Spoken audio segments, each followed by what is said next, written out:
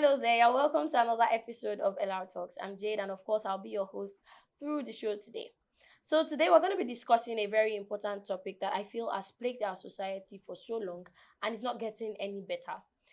We all know that Nigeria is rich in culture, and of course, it's a beautiful place to be.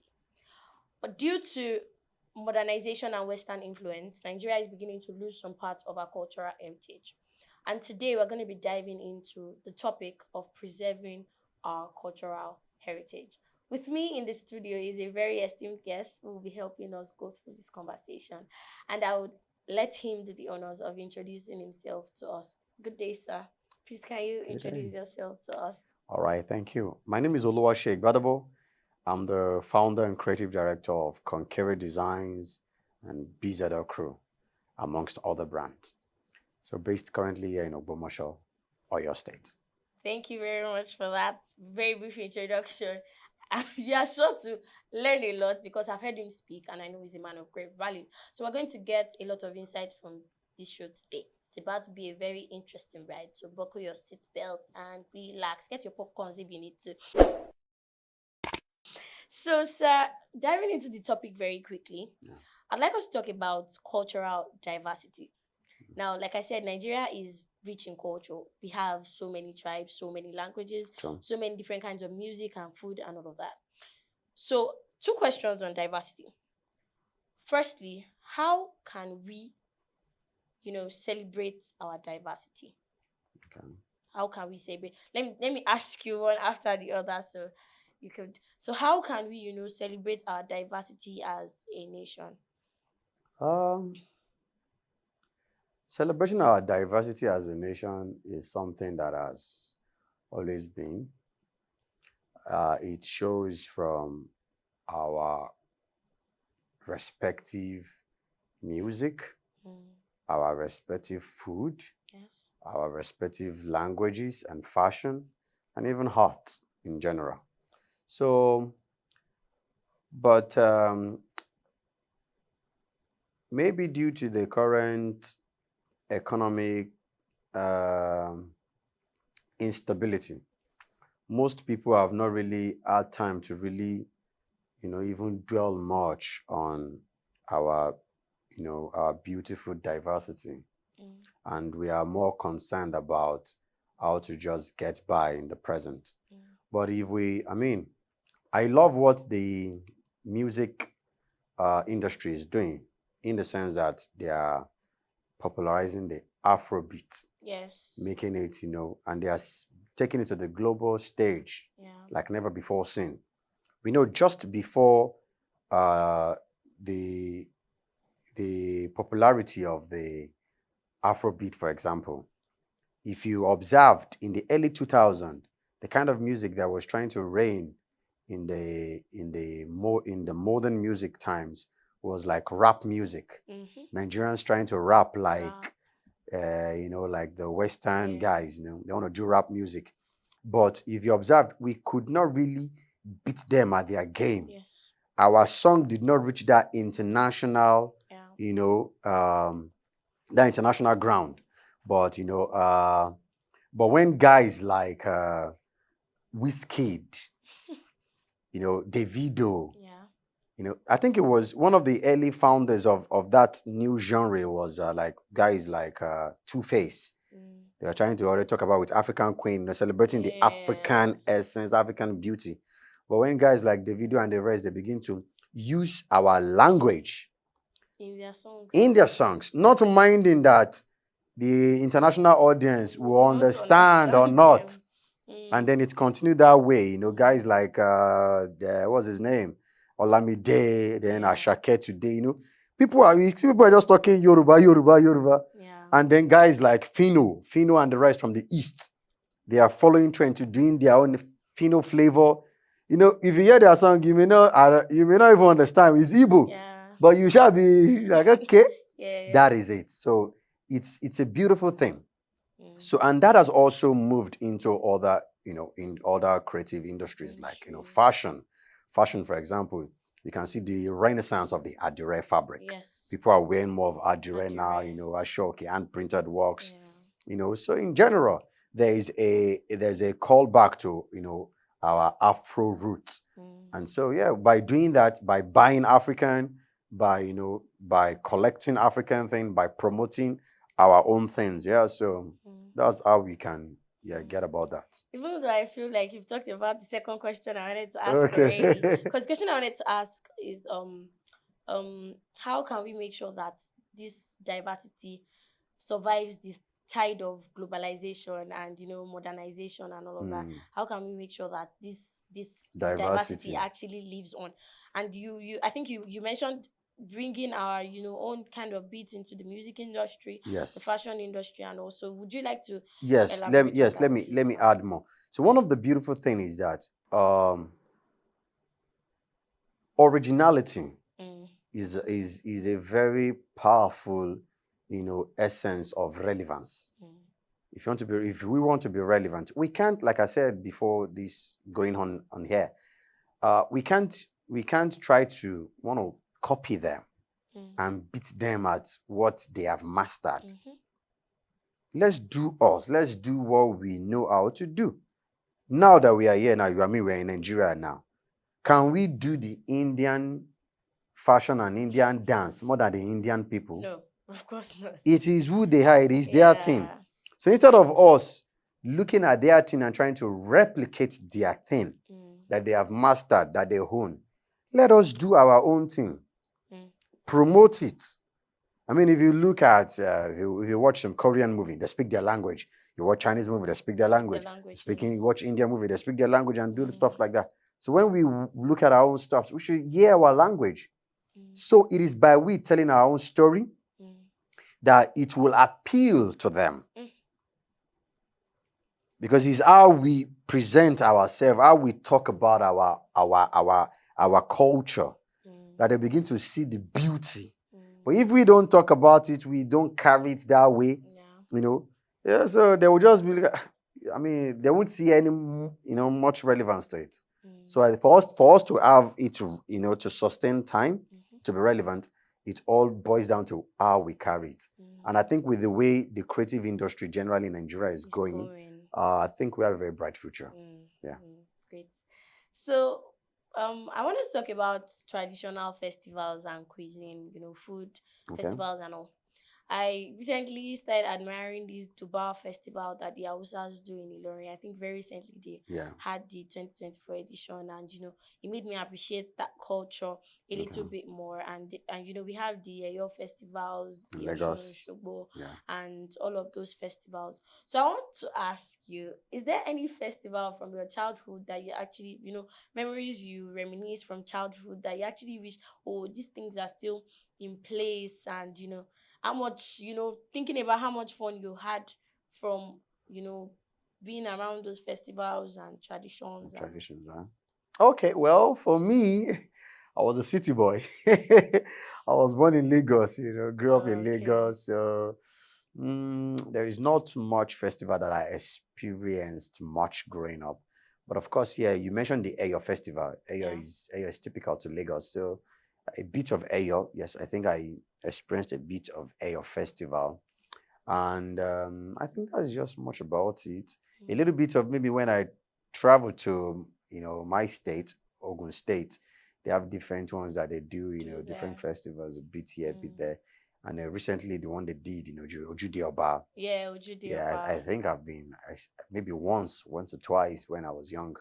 So yes. You see, for our festivals, it still boils down to the narration. You understand? It still boils down to how these things are communicated. The average city child, Lagos, Abuja, they don't really have, the exposure to these things. And some of them, in some parts, they're even fading away. Because people don't, talk about them enough. They don't promote them enough. But the little ones that they've been able to sustain consistently over time by funding it and telling the story. I mean, Georgie Diobra, I cited, for example, is a very wonderful and big one. Yes. I don't know if you saw the content. I saw the content. You talked about the Doba. The Doba was a very beautiful one too. Yes, it was. And there is one that they do in Calabar. the Calabar Festival. Okay. Although that one is not like traditional. It was just, it was started during the era of, I think, Donald Duke. Okay. Yeah, I think, yeah, Donald Duke when he was governor in Calabar. Yeah, when he was governor in Cross River, rather. So, so we need more of those things to be communicated to universities, to students. Let's see these things being, being communicated well. Let the narration, the story, let be communicated. Let there be more awareness. People will turn up. People will turn up, and then because we're even in modern times, the side for most of them, the ones that has to deal with maybe in quote fetishness, they are not. It's kind of reduced, at least on the open side. It's kind of reduced. So it's our culture, yeah. So that it should be said more in the news. And then the Ministry of Tourism, they should, culture and tourism, they should push more effort in that direction. Yeah. So on food, on the issue of food, one tribe I really admire for their food, the Igbos. These guys have a lot of delicious delicacies. I think I've taken a number of meals from them, and I'm like, wow. So how can we, I think, although I feel like very recently there have been, people even setting up restaurants outside the country where they sell purely Nigerian foods and all of that. So how can we, keep the culture of food? Because food is serious, is very serious culture. yeah. That's spaghetti bolognese will not will not take the place of abula. Yeah. I don't know. How do you think we can keep the food culture alive? All right. So interestingly, you talked about the Igbos that they have a lot of food, which I agree. Definitely, Igbos have a lot of food, and the South. But recently, I get to watch a video on Instagram where a guy was talking about the Yoruba, that we actually have a lot of food also, too, yes. but we don't know. When the guy was speaking about it, it was an eye opener for me. I was like, wow, we need to, learn more of these things. So I think the guy's name is Washere on Instagram. You can check him out. It was one of his recent posts. I think there was this guy, this guy on Instagram also who talks about food. He was saying that the Yoruba does not have food; it's only amala and abula that we have. So Okpeyemi Fatukun or something. So Washere now responded to him. He now begin to list the soups that Yoruba have. I was like, God, I didn't know about these things. So you see, it all boils down to the narration. Do we talk about these things? Those who know about it, are they bringing it out to the open to talk more about it? So yes, there's a whole lot. So if that is available, for example, and even we are Yoruba children, that we don't even know that as all of these exist in our own tribe. So how much more the outsider?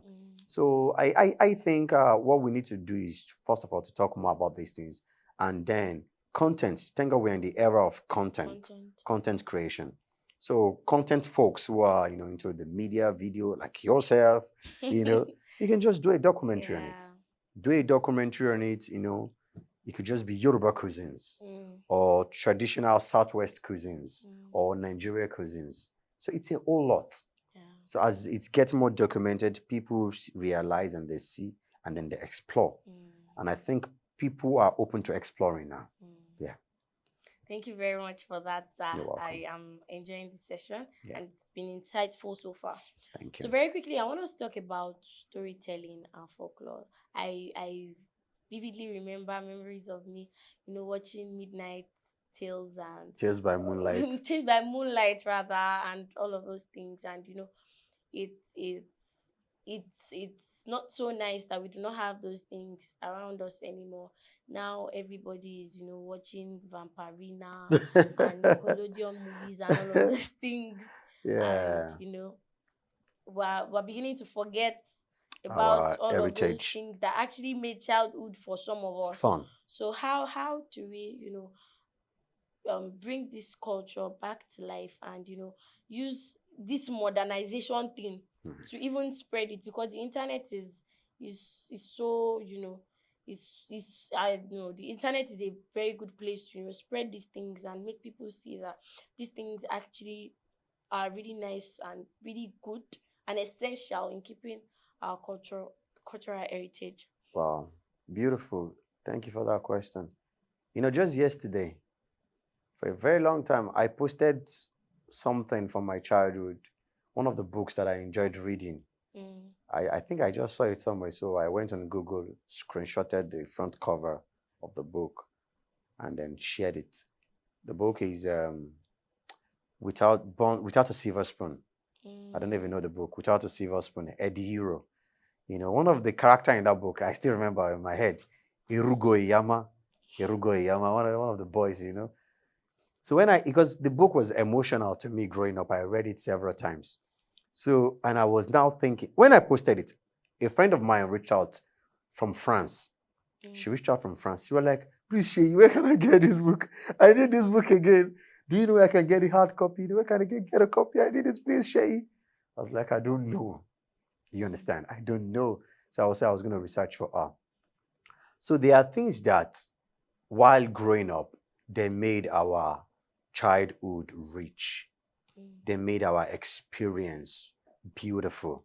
They connected us to our African heritage. Now, you mentioned about the internet. In this age of internet, what the average Nigerian child is becoming, for example, is what I would say the Black Americans became when they left the shores of West Africa. And then they lost touch, with Africa. So they are trying all means to, connect back with home. Because like I said, if a people lose their identity, which is culture is a major center point of identity. If they lose their identity, they would find it hard to fit into society. So one of the things I feel that we can do to bring these things back, I saw a beautiful example on Instagram. So there's this page that I think is in Netherlands or Norway. There's an Instagram group that they opened, meet people or something. So they'll do like for 48 hours, for 24 hours. People will just come together, do things, create. They would leave their digital devices. It can be for a day, for 2 days. They'll just meet in a place like a hall to create, to talk, to paint, to just do creative stuff, to engage with one another, to promote their culture and engage with themselves. So we need more of those things, even at those times. Because like you said, a child can just sit with access to internet and then go, Coco Melon. And a child that has watched Coco Melon, the whole setting in Coco Melon is not, it has nothing to do with our African setting. Yes. It's a Western world, they speak foreign language, they speak their language and the rest. So that child, you don't want that child now to now connect with the African heritage at 17 years old, at 18 years old, where you just be speaking phonetics. So it's something that we need to address quickly early on. Like you said, these tales by moonlight. We are in the age of internet. Let it come back. I feel there are some people already doing it on social media, but if the government can sponsor them, or let's make it big, put it on here. Let it be on the internet. Let it be on cable TV. So people will watch it. Let's talk about the Yoruba culture. Let's talk about our language. Let's talk about proverbs. Let's talk about our food. So I think it's something that, it still boils down to you guys in the media space. You have to show us. It's all about the narration. So I'm an artist, for example. Some of the things that I know about art that were taught to us in school. And if you talk about the fathers of modern art, they will talk about maybe the fathers of Renaissance, for example, Da Vinci, Michelangelo, Sandro Botticelli. They talk about fathers of modern art. They talk about Paul Cézanne, Vincent van Gogh. All these people, I never met them, but they were documented narratives that were passed on to us that we begin to read about. But the same history made us realize that guys like, sorry, I'm digressing into art.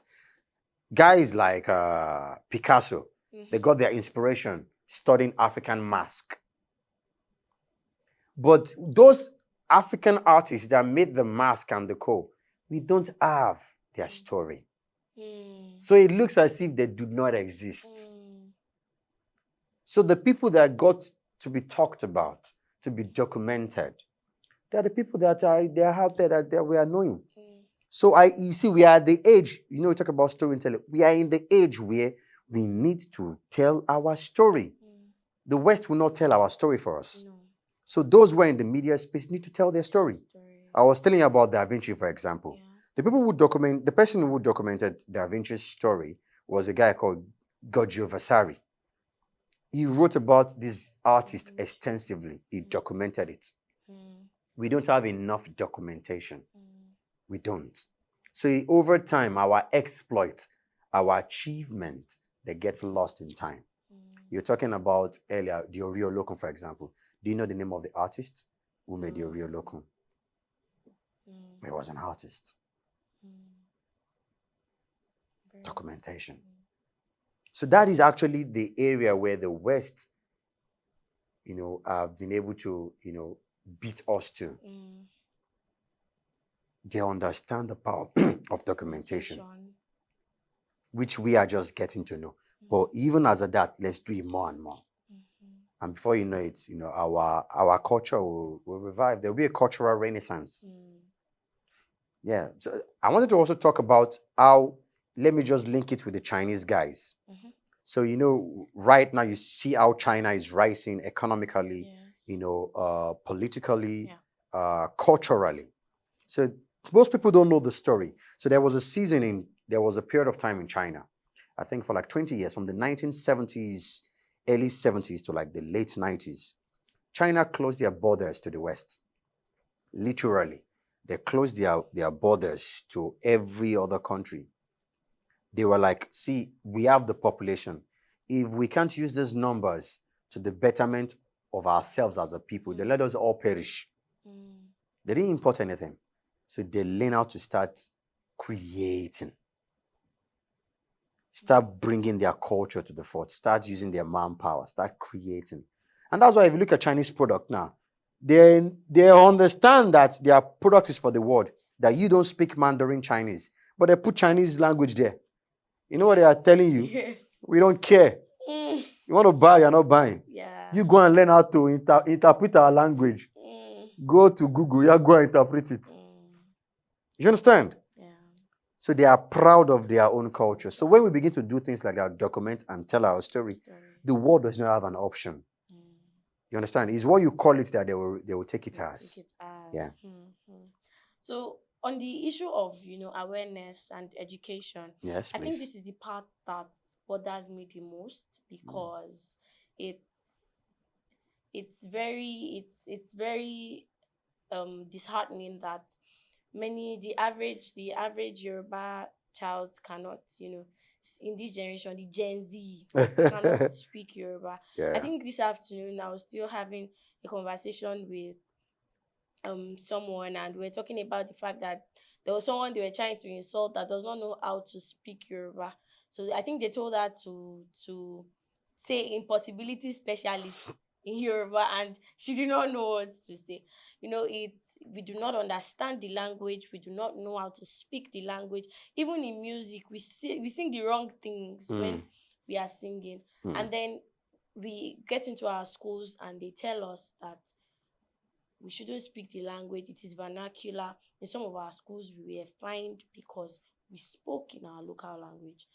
I'd use Messi, for example. Is so popular, and he speaks in Spanish, his own language. He doesn't speak in English.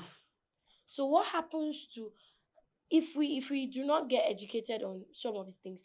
Yeah, some people are trying to push it. Let these children know it. Let this young people get to know this language. Let them get to know about the culture and all. I think when I was in primary school, there was a subject that we had in my primary school then. They called it World Around Us.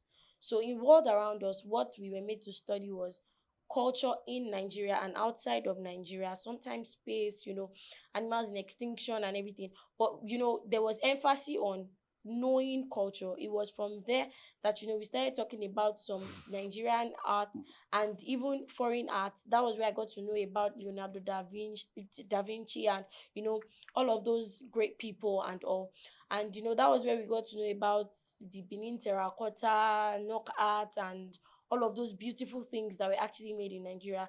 But there's no awareness. There is no not many people are doing the whole education thing and all. Like you said, documentation. There is no documentation, Yeah. and most of these things have been taken away from us, and we're not paying attention to the fact we are even using our own hands to take it away from ourselves because the average Nigerian home, the parents communicate with their children in English language.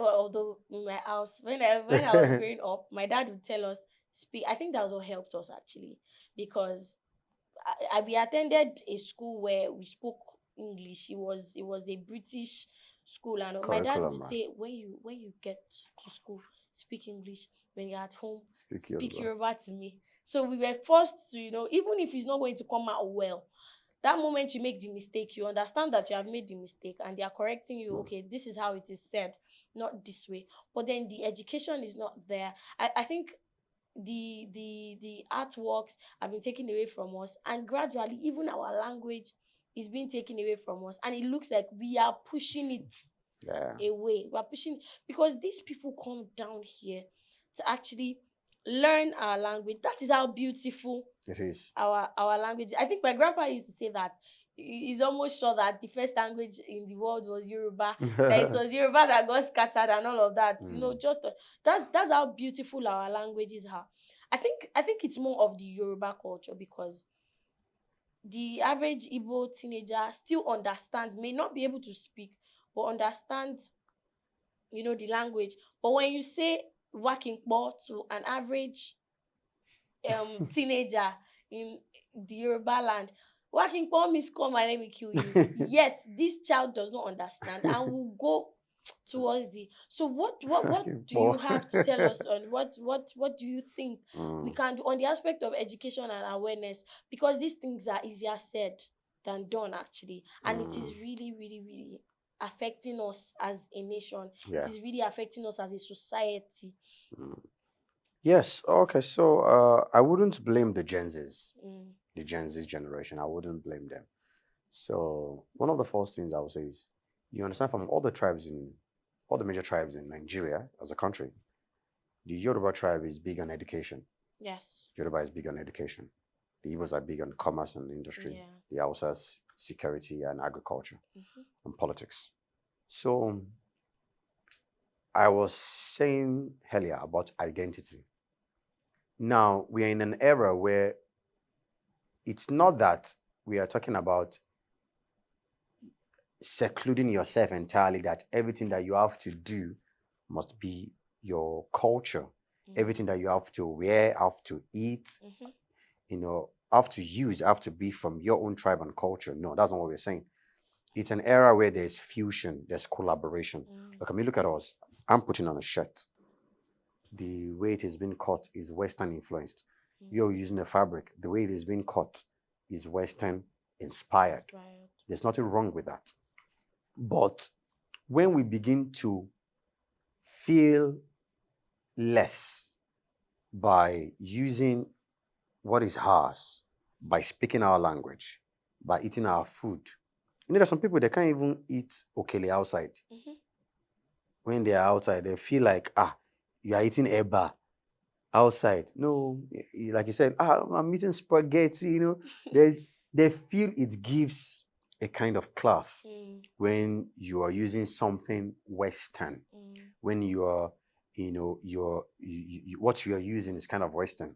There are even some Nigerian people, except if there is no alternative, almost everything that they'll be using is Western. The furniture's in their house, I import it from Italy. The tea, everything is like. So are you saying there's nothing good that we can make here? You can see it's an engineering. So it still boils down to, how do we talk about our cultural heritage? I give a very fine example. There are some people that normally they wouldn't speak in Yoruba. They wouldn't speak in Yoruba. They like to be doing like, maybe some of them are even born abroad. But when the video will go and do show, or Ashake will go and do show, and they will go, the same Yoruba that they can't speak normally, They will sing it. they will start. When Barnaba will do show, he will be speaking Yoruba. Even when they see their Oyinbo counterparts, the Yoruba that they are saying that everybody is already speaking the Yoruba. You understand? So they will be influenced. Human beings were influenced. When they say that there's acceptance for this, and there's nothing bad with my culture. There's nothing bad. Now I talked about the Adire. The Adire fabric now, the fashion is on the rise. Just recently, I think GT Bank or was it Echo Bank, one of them was having a fair just on Adire. Wow. Just on Adire fashion. Very big. And this was something that years ago, people were like, Adire 2 for 1,000. It's like, it's a cheap thing that is just overlooked. But now, it's on the global stage because the woo is woo. They are associating with it. So yes, so that is it for our culture, for every other thing. I mean, when people begin to talk about, you talked about in schools, if the government passes bills that says, talk about these things in school, talk in your local dialect, communicate, let's say, 40% in local dialect, it should be there. Have materials that will be written in local dialect. The Chinese have books, it is written in Mandarin Chinese. And they are doing exploit in science. I mean, I'm a Christian. I realize or I see that when I pray to God in English and when I pray in Yoruba, there's stark contrast. Not from God's perspective, but from my soul, my own perspective. Because I'm praying from my standpoint, from the culture that I've been wired in. So when I speak in Yoruba, for example, it's like, the thing touch me. It's like when you're praising God and you understand. I don't know if it happens to you. Maybe when you're praising God and you're praising God in Yoruba and you're clapping your hand, oh Lord, we are getting God. If you say God and you say Ọlọ́run mi o, there's two different effects. You understand? That is the power. So when we because it's where we've been wired. So as elderly people, because we are the ones that will transit to become the parents. So let's have this mindset that for our coming generation, we are going to bet a renaissance. It's a renaissance. It's a movement. It's part of the things that I'm doing at Concrete Designs. So Concrete is a furniture company. So we use concrete. But that ends the word concrete. And all our products, they are named, in our Nigeria. I don't want to say local. No, it's not local.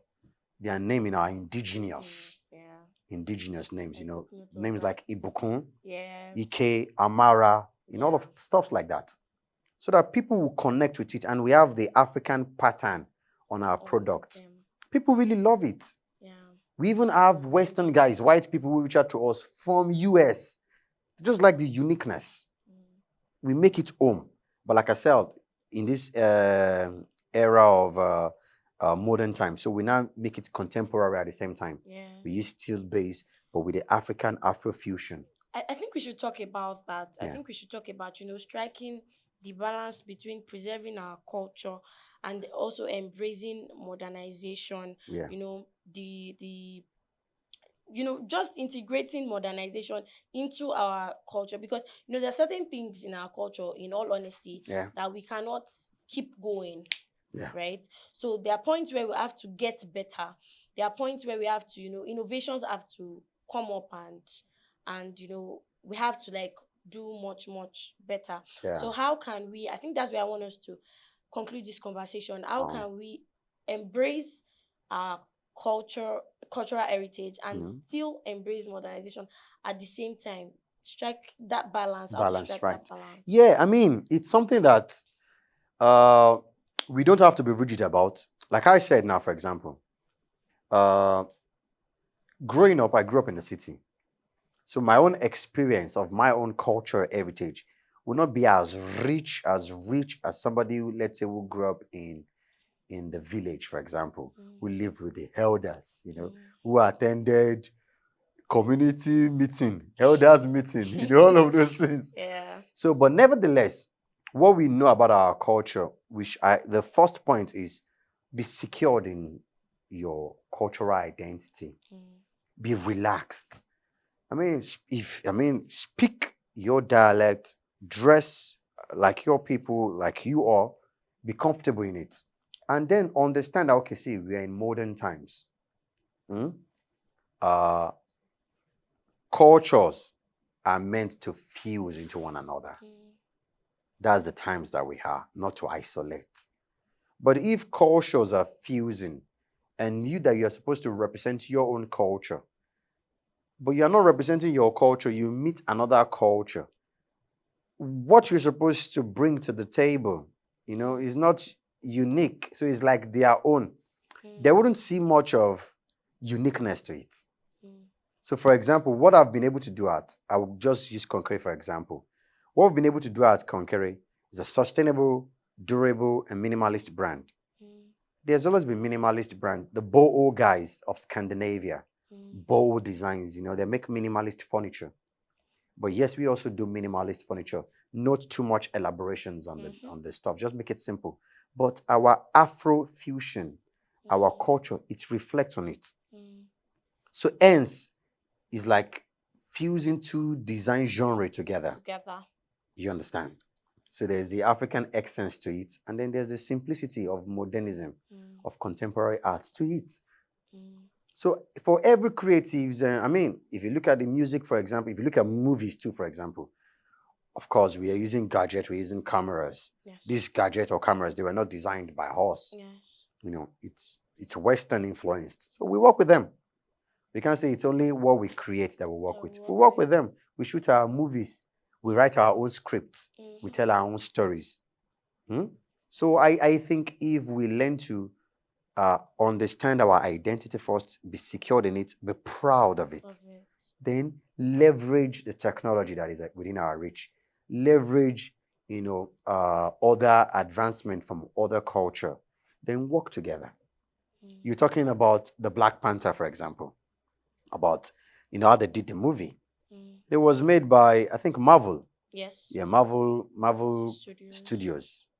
It's not a Yoruba or a Nigerian or African studio, but was directed by a Black American guy.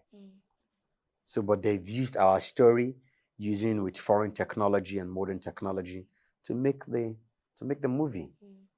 And so it's a win-win. We watch it, the Western world watch it, they understand more of our story because it is well told, it is well presented. So I think if we do more of that, we have that in the art, in the education, we can do animation videos talking about our culture. Yes, it will be exciting for people to watch. So it's more of things like that we need. So it's the ball is in our court now. So like you said, the ball is in our court. That time we got proud of our culture and started telling our own unique stories our own way. I really hope you enjoyed this session. I really, really hope you did. I'll see you on the next episode. Bye. Bye.